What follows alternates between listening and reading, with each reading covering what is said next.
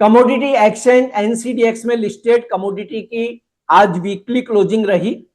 जीरा, हल्दी, धनिया, कैस्टर, गंवार सीड, गंवार गम और कॉटन सीड ऑयल केक के साथ मेंथा की वीकली क्लोजिंग क्या संकेत दे रही है अगले हफ्ते के लिए और क्या खेल होगा इन कमोडिटी में, इस पर बात करेंगे कमोडिटी समाचार सिक्योरिटीज के को फाउंडर और रिसर्च हेड अंकित कपूर से।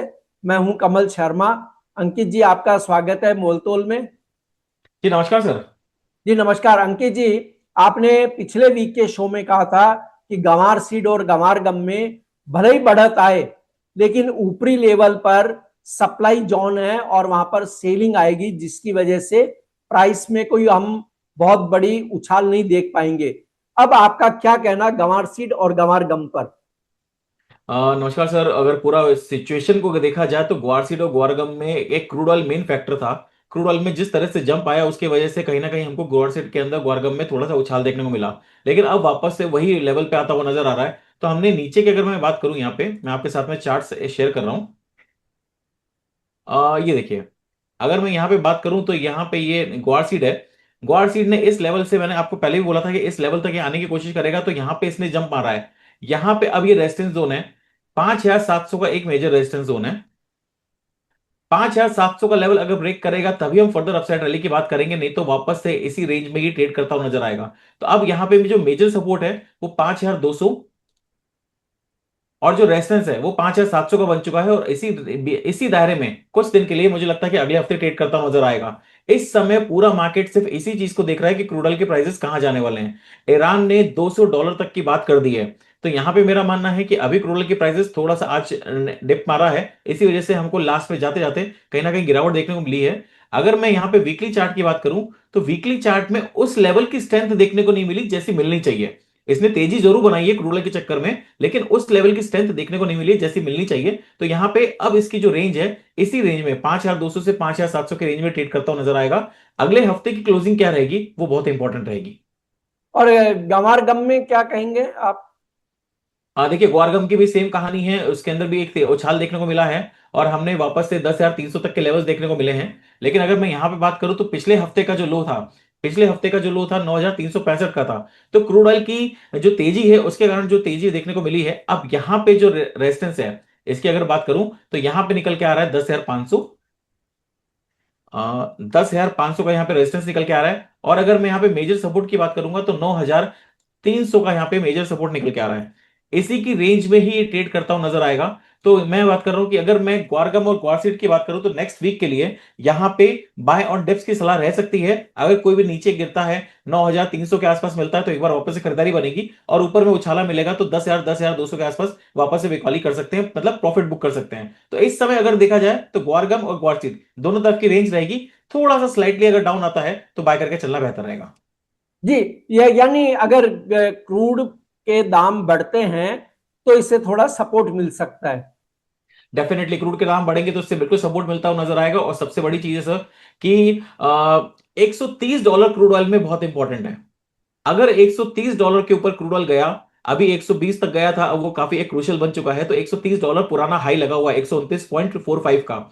अगर $130 को ब्रेक करा तो आने वाले टाइम में $200 और $230 तक के टारगेट देखने को मिल सकते हैं। अगर वो हुआ तो डेफिनेटली जो ग्वार सीड है उसके प्राइसेस को सपोर्ट मिलता नजर आएगा। अभी हाल फिलहाल में देखें तो 75 एक मेजर सपोर्ट है इंटरनेशनल मार्केट में, WTI का। वो सपोर्ट जब तक मेंटेन है, इंडियन मार्केट की बात करूं तो 7,000 का सपोर्ट है, वो जब तक मेंटेन है तब तक ग्वार सीड के अंदर हम बात कर सकते हैं कि अभी कुछ टाइम के लिए सपोर्टिव बना रहेगा। जी।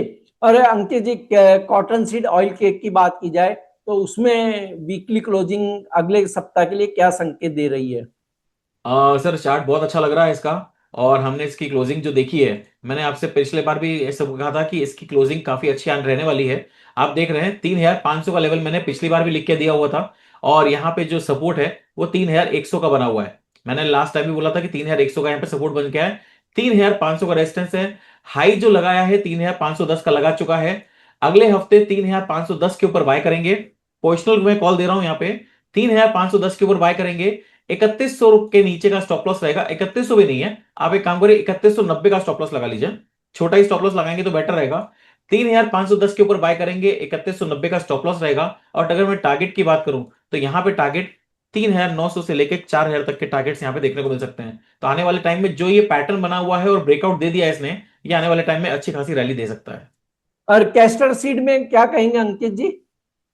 Sir castor seed last time हमने बाय रिकमेंड करा था, आपको क्लियर बोला था कि 6,350 के ऊपर बाय करेंगे, और हमने देखा है 6,460 6,500 तक के लेवल इसने देखे हैं।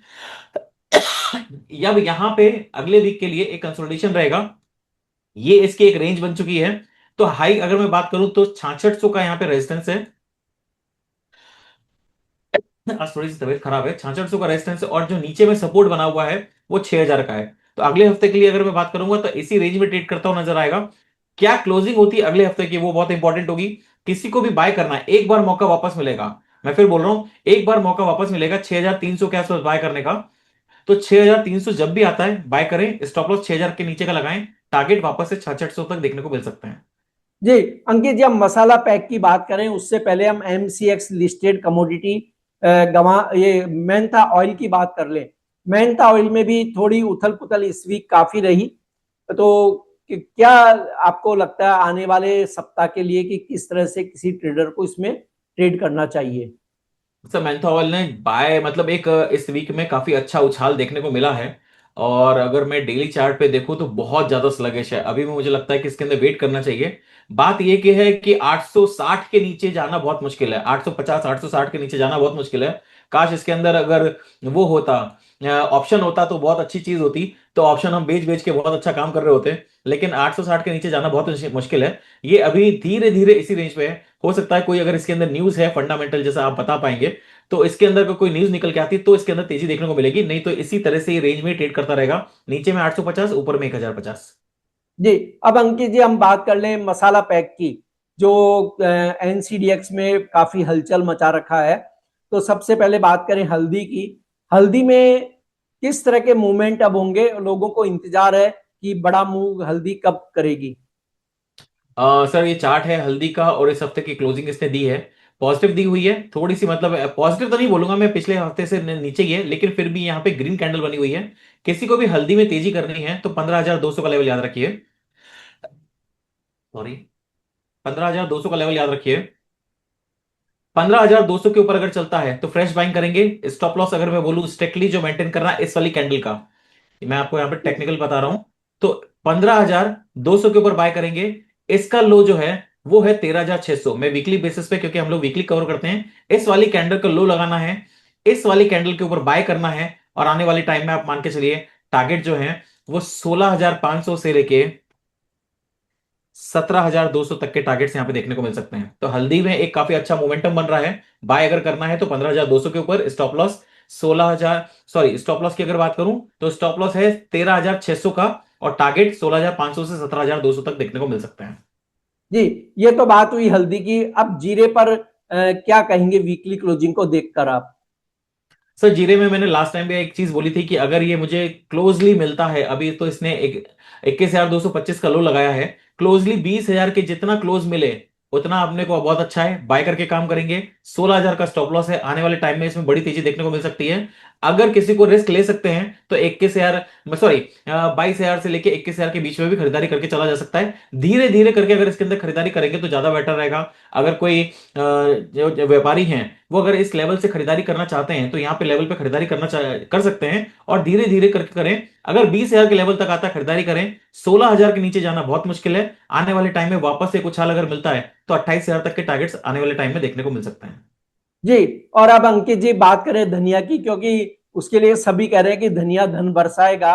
हालांकि थोड़ा सा इस वीक में कहीं कहीं कमजोरी भी उसने दिखाई है। तो कितना धन बरसाएगा अगले सप्ताह? देखिए अगले सप्ताह की अगर बात करें तो शेयर ने 2 कदम पीछे जरूर खींचा है, लेकिन वो डरा नहीं है। ओवरऑल अगर सिचुएशन बात करें तो धनिया के अंदर पॉजिटिव है, लेकिन मेरा उस दिन भी जब लास्ट टाइम हमने बात करी थी, 13,350 एक मेजर रेजिस्टेंस है। जब तक ये 13,350 के लेवल को नहीं ब्रेक कर रहा है तब तक मैं पोजिशनल यहाँ पे बाइंग में नहीं जाऊंगा। अभी की अगर बात करें, किसी को लगता है तो मुझे नहीं लगता कि ये धनिया 10,000 के नीचे जाना चाहिए। धनिया 10,000 के नीचे जाना बहुत मुश्किल लग रहा है। लेकिन यहाँ पे अगर बड़ी तेजी किसी को देखनी है, एक्सपेक्ट करनी है कि यहाँ पे मुझे लॉन्ग टर्म में एक बहुत बड़ी तेजी देखने को अगर मिले, तो मेरा सबसे पहले एक्सपेक्टेशन ये रहेगा कि 13,350 के लेवल को अगर तोड़ता है तो फिर आपको पीछे पलट के नहीं देखेगा। और अगर मैं इसकी बात करूं कितनी तेजी देखने को मिल सकती है, तो सर ये है 13,500 और इसका नीचे का लेवल है 3,500। करीब करीब 10,000 रुपए की तेजी आने वाले टाइम में आपको धनिया में देखने को मिलेगी, लेकिन उसके लिए 13,350 का लेवल टूटना बहुत जरूरी है। जी आपका कोई डिस्क्लेमर अंकित जी? जी, मार्केट में मेरी कोई पोजीशन नहीं है, जो भी मैंने बात करी है सारी की सारी अनबायस्ड है। प्लीज बिना स्टॉप लॉस के मार्केट में ट्रेड मत करिए, अपनी पोजीशंस को संभाल के रखिए। धन्यवाद जी आपका शुक्रिया, धन्यवाद अंकित जी। जी, नमस्कार, thank you sir. Commodity market में हर मिनट बदलता है मौका। खबर से पहले संकेत चाहिए, मोल तोल मुनाफे की बात। कमोडिटी ट्रेडर्स का स्मार्ट न्यूज ऐप अभी डाउनलोड करें।